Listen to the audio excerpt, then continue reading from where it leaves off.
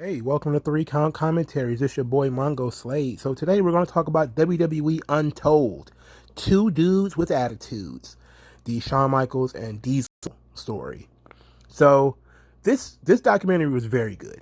Now, no matter how many of these documentaries they do where they talk about Shawn Michaels being an absolute asshole, it never stops being funny. They almost never stop finding new material to show. And this documentary was no different because I actually saw so much that I never seen before, and we did something that we almost never do. That is, we told the origin story of Kevin Nash.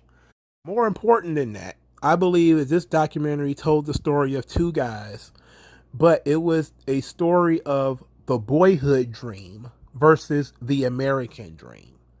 And that is the story of Kevin Nash, the guy who grew up with not much, who wanted to be able to retire and be wealthy, where Shawn wanted to be a wrestler since he was a child.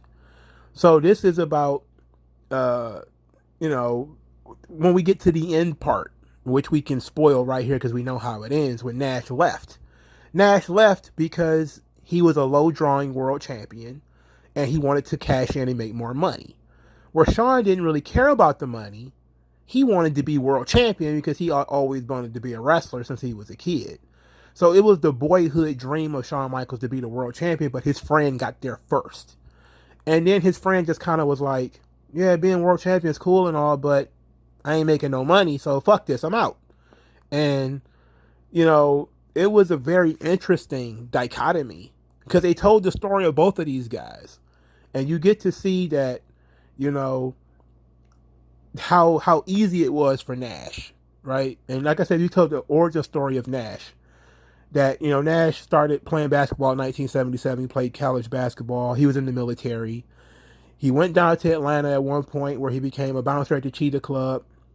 Then he met Barry Windham down there. Barry Windham was the one who told him to get into the business. From there, he went to, WCW. He went, of course, did some training in like a empty arena or something, empty gym or something like that. Then he started doing,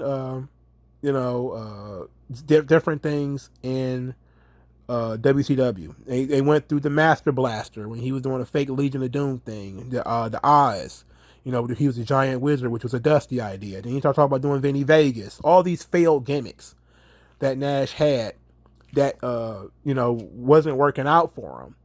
And then Shawn Michaels happens to see Vinny Vegas and thinks that he's funny, and it's Shawn who says, "Hey, maybe we should." He mentions it to Rick Steiner. Rick Steiner calls Nash and like, "Oh yeah, I know that guy. Hey, they kind of got a thing for you in the WWF. Why don't you come up here?" Then Nash goes up to the WWF and everything runs from there. And they tell the story from Shawn Michaels, obviously, the guy who grew up watching wrestling, Southwest Championship Wrestling from San Antonio. Him wrestling in 1984 in Mid South, being in the Rockers, and having a chip on his shoulder about his size. So that was another dichotomy that they told there. Nash being given everything because of his size, while Shawn had to work extra hard due to his lack of size. So that was it was so meaningful. That if you really had to, if you cared enough about these guys, and I grew up with this stuff, I grew up with the two dudes from Attitude, with Attitudes. It was great. It was fun shit. The new generation era, that's my jam.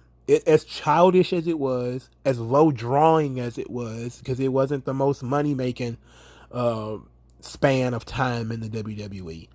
I loved it because that's what I grew up watching. Was the light up things from Raw, the Card Girls, the 93, 94, 95, 96 Raw. I loved that shit. All of it. Doink the Clown, Mantar, Bastion Booger, all of it. Superstars, Wrestling Challenge, Action Zone. That's all my jam, man.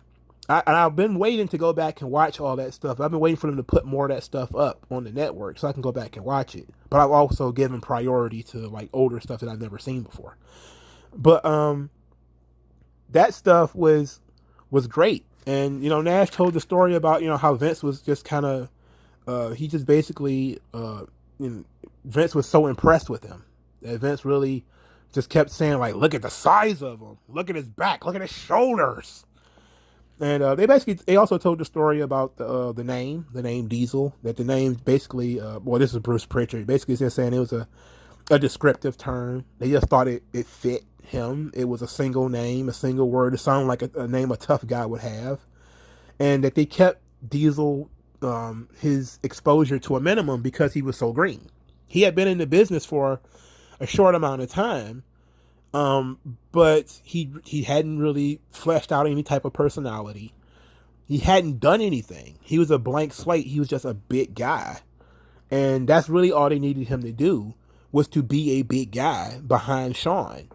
And Nash basically says, "Look, I was green as hell in the business, and I'm learning from Shawn, and I'm learning from Scott, and these two guys are working in front of me every night, and I'm just picking up what I know about the business from them, and then also riding in the car with them, learning stuff like that too."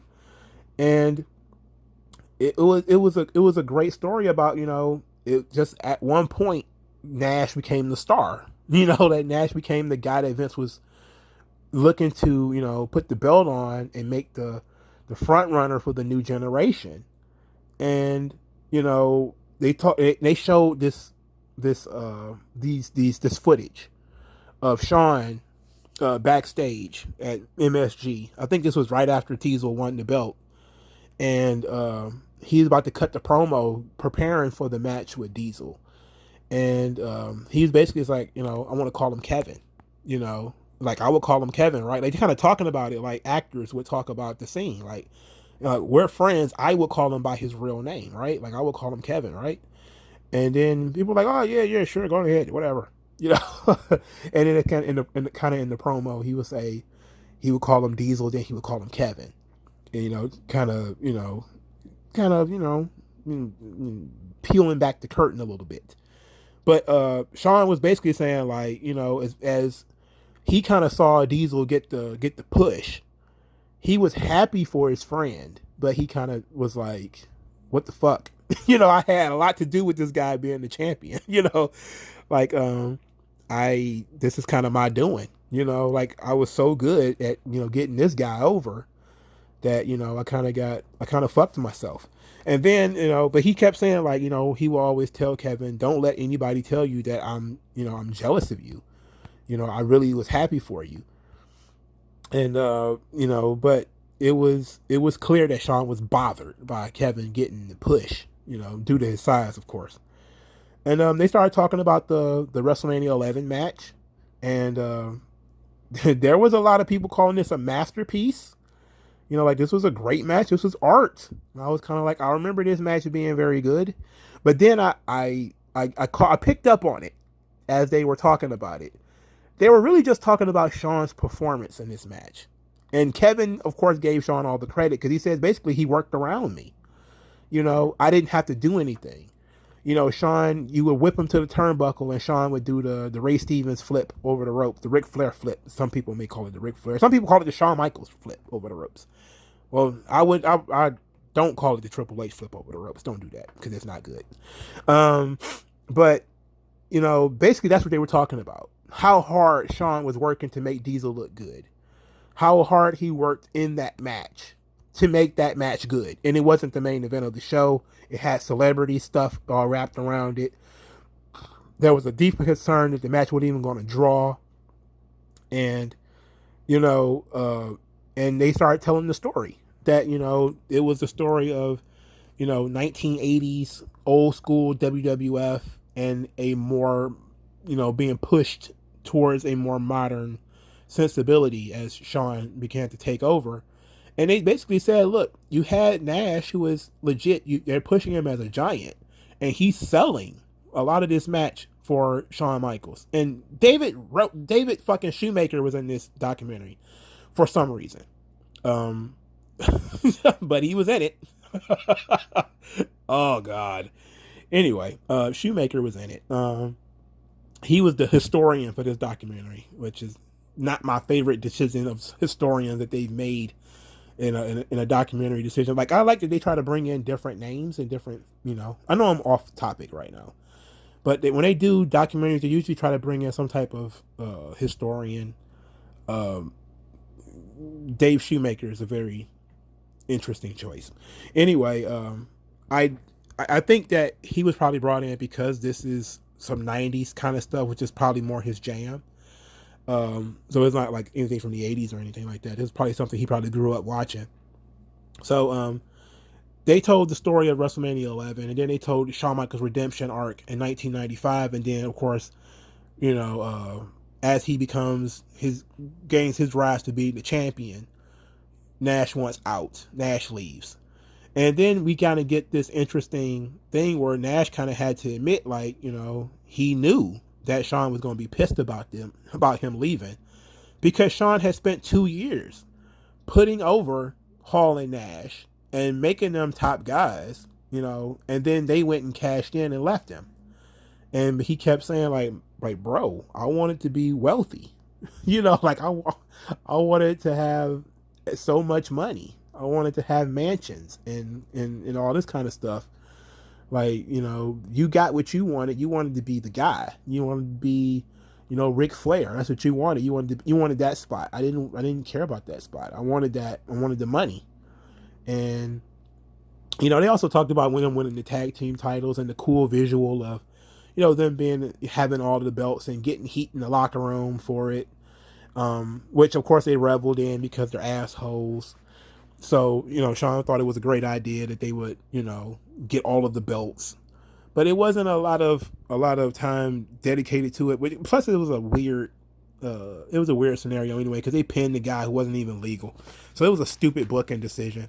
But I did really like the documentary, especially towards the end where they started giving each other credit. Where Nash is like, look, I wouldn't have been anything in this business, man, if it wasn't for Shawn seeing Vinny Vegas and calling me up and saying, they wanted me to come up there. Nothing, it wouldn't have happened. And Shawn was basically like, hey, Nash added something to my character. He was, a big brother. He helped him talk to girls, which is really weird that he would say that, because Shawn Michaels was playing the sexy boy, the boy toy. And basically was like, Nash being the older guy, because I think Nash was 35 at the time. He said that he said that he was more mature, and he helped Shawn Michaels mature. He helped him grow up. He was basically an older brother, and basically when Shawn called him pilled out of his mind in 2001, it was Shawn and it was Nash rather that helped Shawn clean up. So he basically was like, they gave each other credit for still being there. Like, hey, you guys wouldn't even be talking to me. I probably would have been Vinny Vegas. I would have fell out of the business, whatever, without Shawn.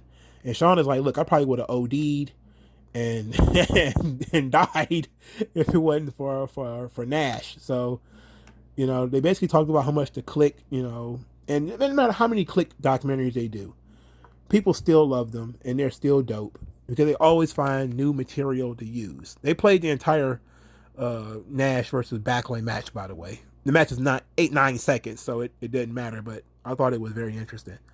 So I really enjoyed this. This was really fun, man. Like, it was a nice trip down memory lane for me, because I remember the Two Dudes with Attitudes and it being a very fun time, But let me know what you guys think if you guys watched it in the comment section below. Like this video, share this video, subscribe to the channel.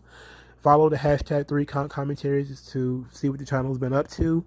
You want to donate to the channel, please do via Subscribestar or Cash App. Anyway, thank you guys for your time and your patience, and I'll talk to you guys later, man. Peace out.